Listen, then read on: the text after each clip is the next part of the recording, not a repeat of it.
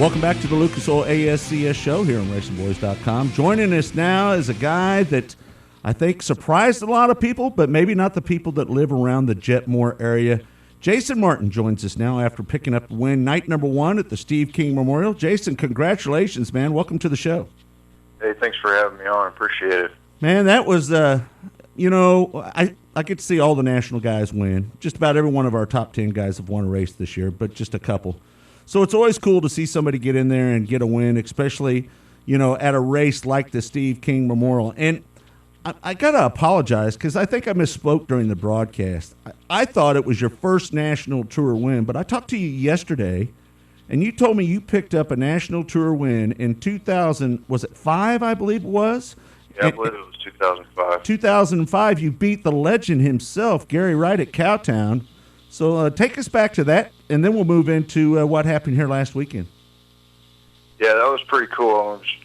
I was back whenever I was pretty young and inexperienced, and I'd actually just hired a guy to go with me for the weekend, and it was just me and my wife and the hired guy, and my mom and dad, nobody came, so we just went down there and tried to go racing, and we ended up picking up the win. That was, Gary Wright, like I said yesterday, he was the one you had to beat right then, and he still is today, but there's just there's 10 more guys that you got to beat. But Gary Wright was the one you had to beat. Yeah, that was right in the string of him winning all those championships. Yeah, that was whenever, he was in his heyday, if you want to call it. Mm-hmm. Not that he's gotten any worse. Don't give him credit. So. Yeah, he just needs a little better luck with the pill draw is his problem. Yeah, step pill draw, just everything. I mean, the competition level is so high right now that if you're off just a skosh, it showed we were same deal for us. Saturday night we were the fastest car there. Sunday night we had some ignition problems and struggling with the motor a little bit, and we were off just a little bit. So that's just the way it is. Well, let's move on to Saturday night out there at Jetmore at the Steve King Memorial. That was not a race where you weren't challenged. I mean, you think about all the guys that were getting in there, Brady Bacon, and I know he made a charge actually there on that last lap, but you throw in Jeff Swindell and Brad Loyette, and there was a bunch of heavy hitters up there battling. It was a pretty good race. Take us through that race on Saturday night. Yeah, after watching, like I said, we had an in-car camera on the back of the car, and throughout the race, I didn't feel much pressure. I felt like I was pretty comfortable just hitting my marks, doing what I needed to do. And after the race, I watched the video, and I would have been a nervous wreck because I seen the cars that were dicing it out behind me. They were just, it wasn't like I was checked out, driven away. Those guys were right up on me, and Brady Bacon there at the end came up. I never did. I seen Brady right there at the end. I seen a nose wing, and I didn't really know who it was. But, yeah, I would have been a nervous wreck, and that was a great race for the fans, I'm sure. Yeah. Well, did you see Brady there? I mean, he told me when he made that move there towards the end of the race that it was a little greasy down on the bottom. Did you get down there and try that out? Did you realize that it was just a little too slick down there? And if he was going to go around you, he was going to have to do it down there on the bottom. What were you thinking at that point? Yeah, we had enough yellows there during the race. There was, 4 or 5 yellows and the one red. And I looked around, and early on in the race, I was struggling in 3 and 4, just getting through the bottom where everybody was kind of running the bottom through the middle, and it was just slick. I was struggling, so on the yellows, I started looking around trying to see whether there was some moisture or something I could get a hold of somewhere. Like I say, I did notice there was a little bit of kind of crumbly, dusty stuff down on the bottom, and I thought, man, if I can get going up here on the top, they're going to have to clean that off on the bottom in order to get by me, like you say. So I just thought I'd make nice, smooth, fast momentum laps around the top, and it worked out to our advantage. Did you feel a little added confidence? I know that you won an NCRA race there last year. When you go into Jetmore, did you feel like, man, this is an opportunity to get my second national tour win after that win last year? I felt pretty confident that we could get around the racetrack good. It's just as how we could stack up with the competition. Mm-hmm. I honestly didn't go in there thinking that we could win it, but I thought we could pull out a top 5 or something, pretty easily. Yeah. But whenever we won, that was pretty exciting. We've had pretty good success at Jetmore, so I wasn't too concerned with being able to get around the racetrack or whatever. But so we were pretty happy. Obviously, and I don't know if you know the history behind Jesse Hockett. Every time he would win, he'd go down and do some donuts. And, the first race after Jesse Hockett had passed was Jetmore 2 years ago. And I don't know if you did that because of Jesse Hockett or not, but it brought back memories of Jesse so much when you went down there and did the little donuts. And then you bring your car up to the fence, and you pulled the Tony Stewart. You pulled a little smoke and climbed the fence, and you were really entertaining the crowd. But I think the most touching part for me personally was your kids coming up. And we were talking yesterday about why they were so emotional about it. And I think you have a 9-year-old, your son. And take us back to 2006 when you broke your neck and it scared your son so much, and then what that meant to him to watch you win this weekend. Yeah, let me go back real quick with Jesse Hockett was a good friend of everybody's, and I raced with him since, we both started at the same time. I can remember when he first came out, one of the first races we raced together, And that was one of the first things I thought of, honestly, going down the back straightaway after I checked the flag. Honestly, I thought Jesse Hockett would do some donuts, so let's do some donuts. I don't usually do donuts, but that was for Jesse. How about, man, you don't know how close we were to Jesse. Jesse used to be a co-host of this show, used to sit in with us every week, just about. And he was in here the night before he passed, and he did his first interview when he was 14 in these studios, some 15 years ago. So we are very passionate about Jesse Hockett here. So to know that you recognized Jesse and did that as a tribute to him puts you way up there in stock with the Racinboys, let me tell you. But now, you can't pass up on anything about Jesse. He was a great guy. Always, even we were tough competitors with each other, and he'd always come by and just see it all the time. He was just as good a friend before the race or after the race. It didn't matter. Yeah, he's just dearly missed for sure. All right, so let's get into the part where you broke your neck back in 2006 at East Bay, and how that's been kind of scary for your son. But man, that win kind of took some of that away, didn't it? Yeah, like I said yesterday, the first 5 or 6 weeks of this season, we crashed the second week out racing for the lead in the 305 show down here at the local race at Beaver, which you guys broadcasted on Racinboys. And was that the Cow Chip Nationals, I think, or something like that, right? Yeah, the Cow Chip National. Right. Mm-hmm.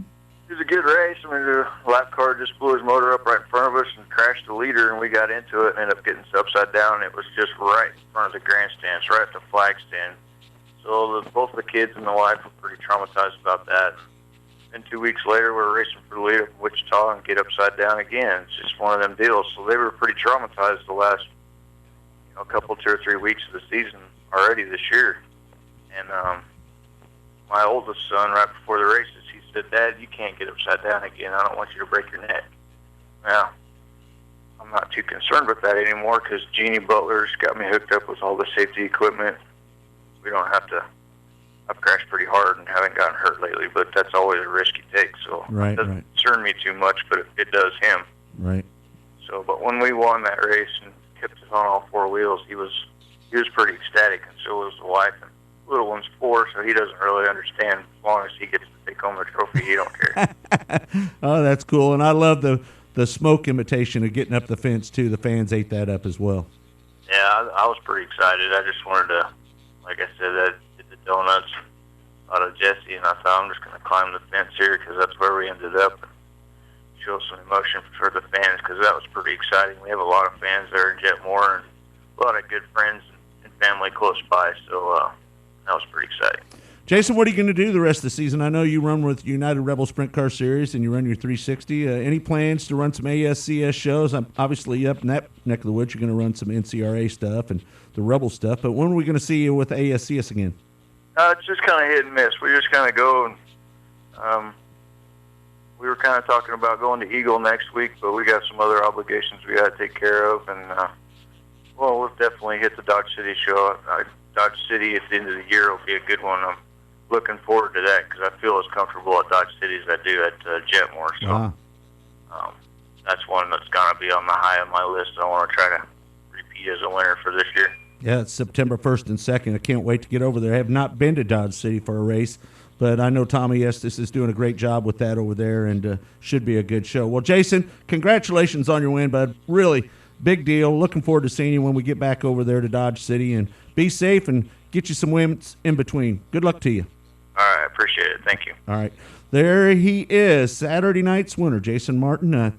I would say a surprise winner. I think that did surprise several people. You look at the guys that were chasing him, and he was able to stay up on top of the wheel and keep that thing out front at the Steve King Memorial on Saturday night. All right, we're going to take a break. When we come back, we're going to show you night number 1 of the Steve King Memorial right here on the Oil ASCS Sprint Car Show. If you haven't tuned in to MAV TV lately, you don't know what you're missing. With a fresh lineup of original programming featuring movies, action, lifestyle, comedy, and more, MAV TV is geared up to deliver excitement the whole family can enjoy. Whether you're a motorhead, travel enthusiast, movie buff, or anything in between, MAV TV is your new home for great programming. Request MAV from your provider or visit mavtv.com. Ladies and gentlemen, 25 times around your field, up a 4 to the green.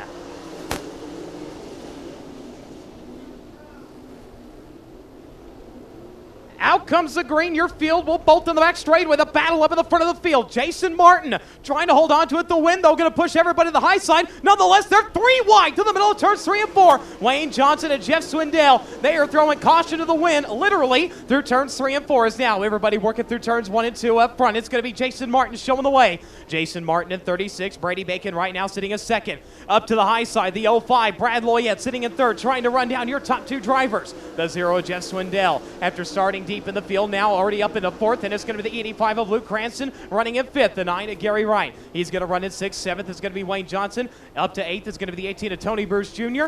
as they work through turns 3 and 4. 9th right now is going to be the 81 of Danny Wood. Then it's the 41 of Jason Johnson running at your top 10 as we go back up front. The battle for the race lead. Bacon trying to steal away from Martin. Couldn't get it done through turns 1 and 2. They work into turns 3 and 4. Right around the bottom of the racetrack goes Jason Martin. Brady Bacon going to close right to his back bumper now as they work into turns 1 and 2. As they battle for the race lead, now Jeff Swindell going to steal away 3rd. Loya going to fall back to 4th, and it's going to be Cranston still running out your top 5 as back up front. Jason Martin leading leading Brady Bacon. Brad Loyette trying to go after Jeff Swindell and trying to reclaim 3rd. As up on the high side, here comes Gary Wright. Gary Wright going to go after Luke Cranston now as they go into turns 1 and 2. Both drivers take to the high line. The track widening out nicely here as we've got a car around Tony Bruce Jr. on his side. Red flag must wave. As a very light tip over, so Tony Bruce Jr. is okay behind the wheel of that number 18. Jason Martin will set the pace down to the drop of the green flag. He's going to hold him all the way to turn number 4. The green flag flies. We're back underway. Brady Bacon dives it down to the bottom of the racetrack. He leaves the high line wide open, and here comes Jeff Swindell. Jeff Swindell going to skate on by as the driver making his way back onto the racetrack. Tony Bruce Jr., I apologize, not getting all the way through the lineup. He is back on the racing surface now as one driver way too high. The wind carrying Gary Wright off of the racing surface. Gary Wright keeps it going, brings it back on the racetrack as we go back up to the front of the field. Jason Martin leading Jeff Swindell, starting to reel him in as the green flag stays out. Swindell taking it off the bottom of the racetrack a little bit. The wind nearly catching him and pushing him up the track as Brad Loyette's on the move. Brad Loyette running in 4th, steals away 3rd. Brady Bacon, though, going to fight back to the inside line. The 99 and the 05 wheel to wheel down the back straightaway for the 3rd spot. It's going to be Brad Loyette up on the high side. Brady Bacon down to the inside. Bacon's going to steal it back up at turn number 4. Loyette going to run in 4th with Cranston running at your top 5. Up into 6 as the restart's going to be the 41 of Jason Johnson, and he's looking for 5th into turns 1 and 2. Not able to get the run down to the inside. Wayne Johnson right behind him in 7th. Then it's Herrera, then it's Danny Wood, and then you're going to find the 45 of CJ Johnson. Johnson working off at turn number 4 as we've got cars slow down the back straightaway. It's Gary Wright. Gary Wright in the Briley Trucking number 9 will slow down the back straight with a caution must fly.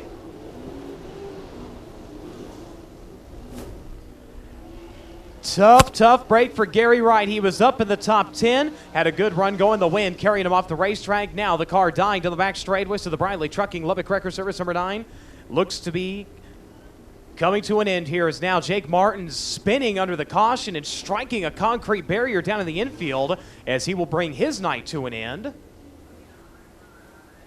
Wayne Johnson, Johnny Herrera, and Jason Johnson all starting to go at it now as they're fighting to get up in the top 5. Up front, though, it's going to be Jason Martin leading. He uses the wind to his advantage into turns 1 and 2. Pins the car all the way down on the left side as the battle for third continues on. Brady Bacon narrowly getting in front of the 05 of Brad Loyette as almost a little bit of contact between the two. Loyette continues on. Bacon, though, holds on to third. Jason Johnson right now running out your top 5. Then it's going to be Wayne Johnson up into 6. Luke Cranston trying to hold on to 7. Can't get it done, though. Johnny Herrera going to steal it away. Cranston back to 8th. 9th is going to be C.J. Johnson. Up into the top 10 now is going to be Kevin Swindell. Kevin Swindell, a little bit of a slide job on the 81 of Danny Wood. Those two nearly making contact as Danny going to fall back to 11 as they work down the front straightaway. Then it's going to be the 51 right in behind the 81 is now one driver on the move. Down to the inside is going to be the 2 of Dustin Morgan. Morgan trying to find his way up through the field. He had to. Now he's going to give it right back as they work down the back straightaway.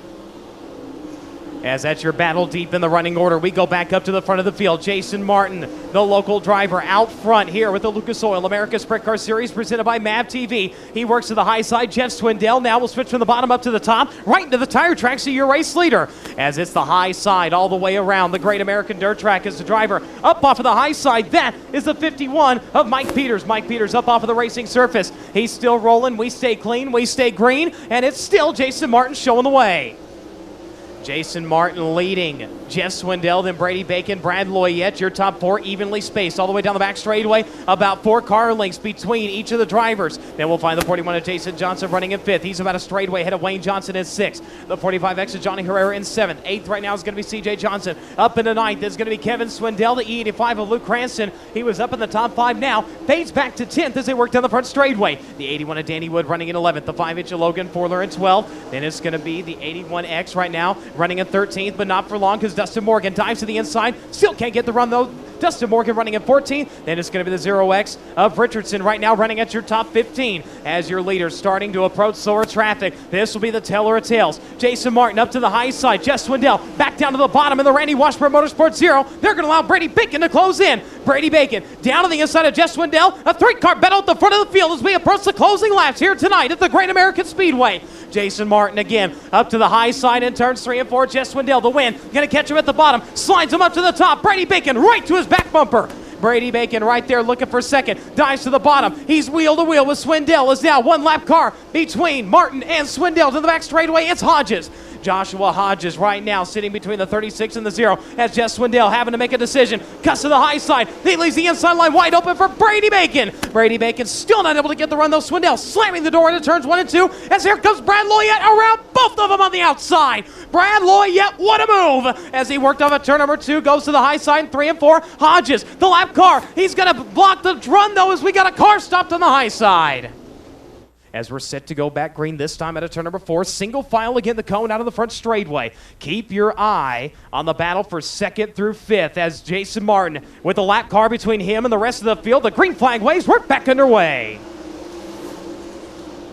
Jason Johnson diving to the bottom of Brad Loyette, trying to steal away 4th into turns 1 and 2. Loyette, though, with the run on the high side, he'll hold on to it down the back straightaway. Brad Loyette able to put the pressure now on the 41 of Jason Johnson. Johnson again, though, right there, trying to slide it up to complete the slide job. Can't get it done. Loyette putting it up on the high side and letting her eat as he holds off Jason Johnson. As everybody clearing the slower car, Joshua Hodges now. The battle is going to be up to the front of the field. Both your leaders up to the high side make it 1st through 6 is all the way up to the high side through turns 3 and 4. It's going to be Martin, then it's going to be Swindell, then Brady Bacon's right there. The 3-car battle at the front of the field. The 05 of Brad Loyette losing some ground. The 41 of Jason Johnson still sitting in 5th. The 45X of Johnny Herrera. The 1X of Kevin Swindell has just worked around Wayne Johnson. He's up into 7th. Wayne Johnson will fall back to 8th. 9th is going to be C.J. Johnson. Your top 10 is still Luke Cranston. As up front, the battle for 2nd, a good one. Brady Bacon is able to get around Jeff Swindell. As we have less than 2 laps to go, the white flag is out this time. One more time for Jason Martin. Brady Bacon down to the inside on the final lap, side by side. The battle is for the lead. Jason Martin able to clear him. Those that worked on the back straightaway. Both drivers to the high side, into 3, out of 4. The checkered flag. It's Kansas, his own. Jason Martin with the win. Martin will get the win. Brady Bacon. Then it was Jeff Swindell, Brad Loyette, and the 41 of Jason Johnson, your top 5. The 45X of Johnny Herrera. Then it was Kevin Swindell, Wayne Johnson, C.J. Johnson, and the 05 of Luke Cranston, your top 10. Make that the E85 of Luke Cranston, your top 10.